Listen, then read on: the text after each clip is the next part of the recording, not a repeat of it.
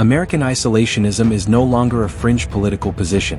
It's mainstream Republican and growing Democratic sentiment that questions whether defending Taiwan, protecting European allies, or maintaining global military commitments serves American interests.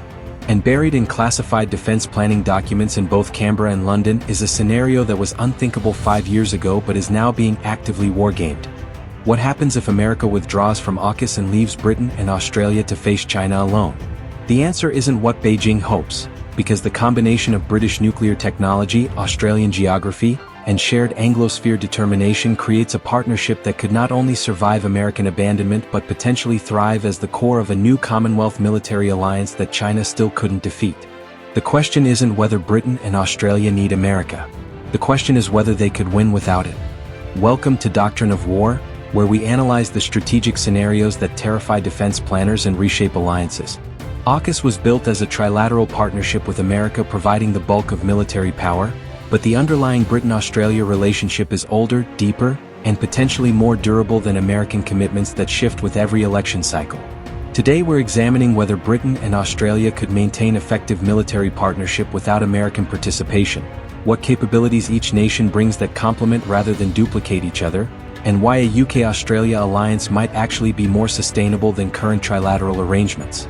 And what you're about to discover is that the Anglosphere military tradition, shared strategic culture, and compatible capabilities mean that Britain and Australia together could create a Pacific power bloc that challenges Chinese ambitions even if Washington decides the Indo-Pacific isn't worth American blood. What Britain and Australia bring: complementary capabilities that create complete force. The first question in assessing whether Britain and Australia could maintain AUKUS without America is understanding what unique capabilities each nation provides and whether those capabilities complement each other sufficiently to create a viable military force. The immediate assumption is that without American military power, the world's largest navy, most advanced air force, and overwhelming logistics capability, any partnership becomes irrelevant against a superpower like China. But that assumption underestimates both what Britain and Australia independently possess and how those capabilities combine into something greater than the sum of parts. Britain brings nuclear propulsion technology that only 6 nations in the world possess. Critically, Britain is willing to share this technology with Australia in ways that America historically has been reluctant to do even with closest allies. The Rolls-Royce PWR-3 reactor that will power SS and AUKUS submarines represents British engineering excellence developed over 60 years of continuous nuclear submarine operations.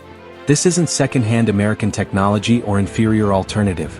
This is genuinely world-class capability that Australia needs for nuclear submarine operations and that Britain can provide independently of American involvement. If America withdrew from AUKUS tomorrow, the UK-Australia submarine program could continue using British nuclear propulsion with Australian construction and potentially British combat systems, creating sovereign capability that doesn't depend on Washington's continued approval. The Royal Navy Surface Fleet, while smaller than Cold War levels, maintains capabilities that directly complement Australian naval power in ways that create a combined force far more effective than either nation alone. Britain operates 2 Queen Elizabeth-class aircraft carriers that can deploy F-35B fighters, providing the power projection and air cover that Australia's Navy lacks. Australia operates 3 Hobart-class air warfare destroyers with Aegis combat systems that provide fleet air defense capabilities that British carriers need but that the Royal Navy doesn't possess in sufficient numbers. A combined UK-Australia task force with British carriers providing aircraft, Australian destroyers providing air defense, and both nations contributing frigates, submarines, and support vessels creates a genuinely formidable naval force that could contest Chinese naval operations throughout the Indo-Pacific. The strategic geography that each nation controls creates the foundation for sustained military operations across a vast theater. Britain maintains Diego Garcia in the Indian Ocean, one of the most strategically positioned military bases in the world, sitting astride the sea lanes connecting the Pacific to the Middle East and Africa. Australia controls the southern approaches to Southeast Asia from bases in Darwin, Tyndall, and across northern Australia. Together, these positions create a defensive perimeter from the Indian Ocean through the Indonesian archipelago to the western Pacific that allows British and Australian forces to operate throughout the region without depending on American bases in Japan, Korea, or Guam. If American basing became unavailable due to political changes or Chinese pressure, Britain and Australia could maintain regional presence from sovereign territory. If you're starting to see why Britain and Australia together might actually create a more sustainable partnership than a trilateral arrangement that depends on American political will that shifts with every administration, you're understanding exactly the kind of strategic analysis that Doctrine of War provides. We examine what nations can actually accomplish together, not just what treaties say on paper. Hit that subscribe button and turn on notifications, because what we're about to reveal about British and Australian combined military capabilities will show why China should fear this partnership even without American participation. The intelligence cooperation through Five Eyes means Britain and Australia share information at levels that exceed even NATO alliance standards. GCHQ and Australian Signals Directorate maintain facilities that collect signals intelligence across the Indo-Pacific, share satellite coverage, and coordinate analysis in ways that provide a comprehensive picture of Chinese military activities. Pine Gap in Australia collects intelligence on Chinese military developments, missile tests, and communications. British facilities in Diego Garcia and UK-based capabilities monitor Chinese naval movements through the Indian Ocean. This intelligence sharing continues regardless of American participation because it's built on decades of British-Australian cooperation that predates AUKUS and will survive any changes to American commitment. The defense industrial cooperation creates capabilities for sustained operations that don't depend on American supply chains. BAE Systems operates major facilities in both Britain and Australia, creating defense industrial capacity that can produce ships, weapons, and systems for both militaries without requiring American technology or components. The Type 26 frigate that Britain designed is being built in British, Australian, and Canadian shipyards, creating an industrial base that can sustain naval construction independently. British missile technology, radar systems, and electronic warfare capabilities equip both British and Australian forces with compatible equipment that doesn't require American parts or support. In sustained conflict where supply chains might be disrupted or American support withdrawn, this industrial independence becomes a decisive advantage. The Special Forces cooperation between British SAS and Australian SSR creates elite capabilities that can conduct high-risk operations that conventional forces cannot. Both units maintain selection standards, training programs, and operational experiences that make them genuinely world-class. In any conflict scenario involving limited strikes, sabotage operations, reconnaissance behind enemy lines, or rescue missions, combined British-Australian Special Forces could conduct operations that achieve strategic effects without requiring massive conventional force deployments. These capabilities matter enormously in scenarios where full-scale war is too costly or risky, but where doing nothing cedes initiative to adversary. The nuclear deterrent that Britain independently maintains provides ultimate security guarantee that doesn't depend on American extended deterrence. Britain's 4 Vanguard-class ballistic missile submarines carry Trident missiles with British nuclear warheads, ensuring that at least one submarine is always at sea with capability to destroy any adversary's cities. While Australia doesn't possess nuclear weapons, the close UK-Australia relationship and potential for the British nuclear umbrella extending to Australian security creates deterrence that China must account for in any conflict scenario. Would Britain use nuclear weapons to defend Australia from Chinese attack? The ambiguity alone creates deterrence, and the British nuclear arsenal provides an option that doesn't require American approval. The training and operational culture compatibility means British and Australian forces can operate together with minimal friction or coordination problems. Both militaries use English as operational language, train to similar standards, maintain compatible rank structures and command philosophies, and share operational concepts developed through decades of combined operations from World War II through Afghanistan. When British and Australian forces deploy together, they don't need extensive integration periods or complex liaison structures. They can coordinate operations through established procedures that both nations understand.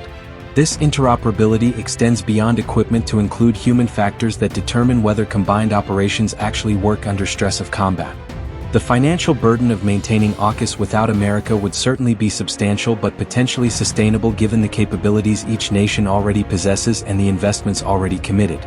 Britain is spending billions upgrading nuclear submarine infrastructure, maintaining carrier strike groups, and modernizing naval forces. Australia is spending $368 billion on submarines plus additional hundreds of billions on surface ships, aircraft, missiles, and bases. These investments are happening regardless of American participation, creating capabilities that exist independent of AUKUS structure. The question isn't whether Britain and Australia could afford new capabilities without America. It's whether the capabilities already being acquired create sufficient combined power to achieve strategic objectives even if America withdraws. Strategic scenarios: what Britain and Australia could actually accomplish together. The theoretical capabilities matter less than practical assessment of what Britain and Australia could realistically accomplish together in actual conflict scenarios. The strategic objectives would necessarily be more limited than combined US-UK-Australia operations could achieve, but limited objectives don't mean failure. They mean adapting strategy to available resources and focusing on what's actually achievable rather than attempting missions that exceed capabilities. The most critical mission that Britain and Australia would need to accomplish together is maintaining freedom of navigation and preventing Chinese control of sea lines of communication through the Indo-Pacific. The majority of global trade flows through these waters.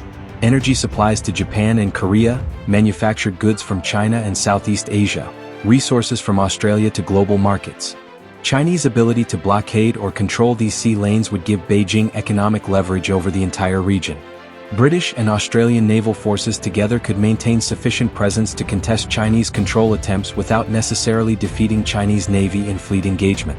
Submarines, both British Astute-class and Australian SS and AUKUS boats once operational, could threaten Chinese surface vessels throughout the region. British carriers could provide air cover for surface forces. Australian bases could support sustained operations. The mission isn't conquering China, it's denying China the ability to dominate maritime space that Britain and Australia depend on for economic survival. The Taiwan scenario represents the most demanding potential mission and the one where absence of American power matters most. Could Britain and Australia meaningfully contribute to Taiwan's defense if America chose not to intervene? Honestly, defeating a full-scale Chinese invasion of Taiwan would be extremely difficult without American military power. But the question isn't whether Britain and Australia could guarantee Taiwan's survival. It's whether their intervention could raise costs enough to deter Chinese attack or complicate Chinese operations sufficiently to make invasion so costly that Beijing reconsiders. British submarines operating in waters approaching Taiwan could sink Chinese amphibious transports before they reach Taiwanese shores. Australian air-launched anti-ship missiles could strike Chinese vessels from long range. The combined message that attacking Taiwan means war with nuclear-armed Britain and with Australia controlling southern approaches that Chinese trade depends on creates deterrence even if guaranteed victory isn't possible. Sometimes deterrence works not through certainty of defeating aggression but through certainty of making aggression so costly that rational calculation favors restraint. The South China Sea freedom of navigation operations could continue with British and Australian forces alone, maintaining international legal positions that China's artificial islands and excessive maritime claims are illegitimate. British carrier groups transiting South China Sea with Australian destroyers providing escort sends a message that these waters remain international regardless of Chinese claims. Neither Britain nor Australia could forcibly remove Chinese installations or defeat Chinese military forces in direct combat, but that's not the objective. The objective is maintaining international legal position and demonstrating that China doesn't control these waters despite military presence. Periodic operations that avoid direct confrontation but assert rights of passage achieve strategic objectives without requiring combat superiority. The Pacific Islands competition where China has been expanding influence through economic coercion and strategic port access would actually favor Britain and Australia operating without America. Pacific Island nations are often uncomfortable with American military presence and sensitive about being caught in great power competition. British and Australian engagement can emphasize Commonwealth connections, development assistance, and security cooperation that doesn't carry the baggage of American military bases or political pressure. Britain and Australia together could provide the security guarantees, economic assistance, and diplomatic support that Pacific Island nations need to resist Chinese pressure, creating a bulwark against Chinese expansion in Australia's immediate neighborhood that matters more for Australian security than any Taiwan scenario. The Indian Ocean security where Britain's Diego Garcia base and Australian western ports create strategic positions becomes the primary area where UK-Australia partnership could genuinely dominate without American participation. The Indian Ocean carries enormous volumes of global trade including most of China's energy imports from the Middle East. British and Australian naval forces operating from Diego Garcia and Perth could monitor all shipping through these waters, providing intelligence on Chinese naval activities and potential to interdict shipping in conflict scenarios. Control of these waters doesn't require a massive fleet. It requires persistent presence, good intelligence, and capable submarines that can threaten surface vessels. Britain and Australia possess exactly these capabilities and the geographic positions to employ them effectively. The economic warfare dimension might be where Britain and Australia create greatest impact without requiring American participation. Australia supplies massive amounts of iron ore, coal, and other resources that the Chinese industry absolutely requires. If conflict erupted, the Australian decision to halt these exports would devastate Chinese steel production, energy generation, and manufacturing within months. Britain's financial sector, while not as dominant as during the imperial era, still influences global trade finance and insurance markets. Combined economic leverage where Australia controls physical resources China needs and Britain influences the financial systems through which trade flows creates non-military coercion that could potentially prove more effective than military operations. The question is whether democratic governments would accept the economic costs of wielding this weapon, but the capability exists independent of American participation. The alliance expansion that Britain and Australia could potentially lead creates force multiplication that partially compensates for absent American power. Japan possesses sophisticated military forces and strong interest in preventing Chinese dominance. India operates a large military and shares concerns about Chinese expansion.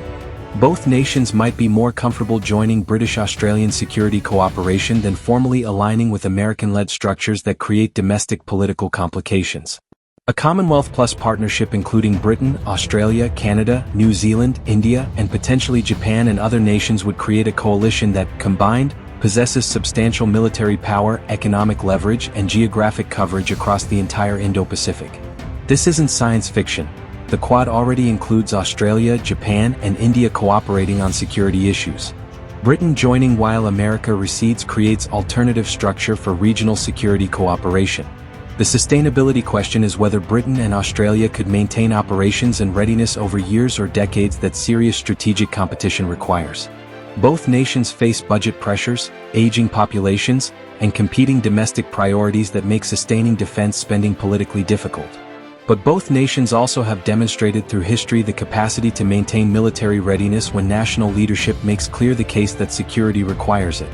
Britain sustained global naval presence throughout the 19th century despite being smaller and poorer than many competitor nations. Australia has consistently punched above its weight militarily despite small population and geographic isolation.